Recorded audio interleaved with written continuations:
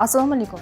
Ilmiy texnik axborot markazi tomonidan tayyorlangan sun'iy intellekt sohasidagi ilmiy va innovatsion ishlanmalar bo'yicha dayjest xabarlarni e'tiboringizga havola etamiz.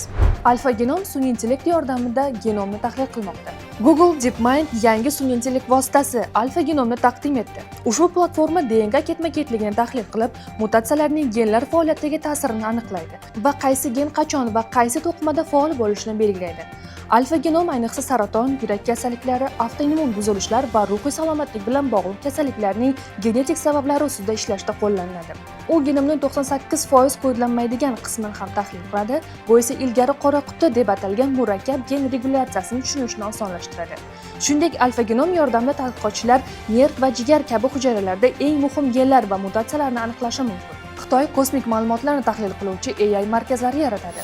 Xitoy hukumati kosmik sohada yangi rejalarni e'lon qildi. Kelgusi 5 yil ichida u sun'iy intellekt ma'lumotlarini qayta ishlaydigan kosmik markazlar yaratishni va suborbital hamda orbital kosmik tizimlarni rivojlantirishni rejalashtirmoqda. Ushbu markazlar yer ustida uzatiladigan ma'lumotlarni kosmosda qayta ishlash imkonini berib, energiya sarfini kamaytiradi va ma'lumotlarni tezkor tahlil qilish imkoniyatini oshiradi. Shuningdek, reja doirasida Xitoy genomik tadqiqotlar, ob-havo monitoring va boshqa ilmiy eksperimentlar uchun kosmik ma'lumotlarni yig'ish va tahlil qilish imkoniyatlarini kengaytiradi. Bu strategiya mamlakatning kosmik infratuzilmasini mustahkamlash, ilmiy va tijorat yo'lidagi yangi imkoniyatlarni yaratishga qaratilgan.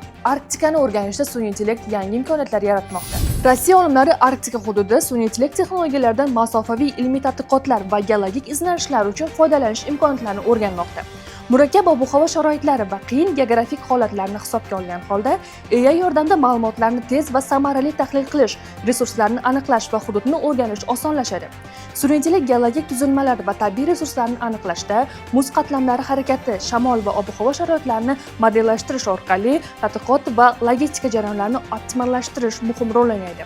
Bu texnologiya Arktikani o'rganishda xavfsiz, tezkor va samarali usul yaratishga yordam beradi. Sizlarga yetkazmoqchi bo'lgan xabarlarimiz shulardan iborat edi. Bizni kuzatishda davom eting. Xayr, salomat bo'ling.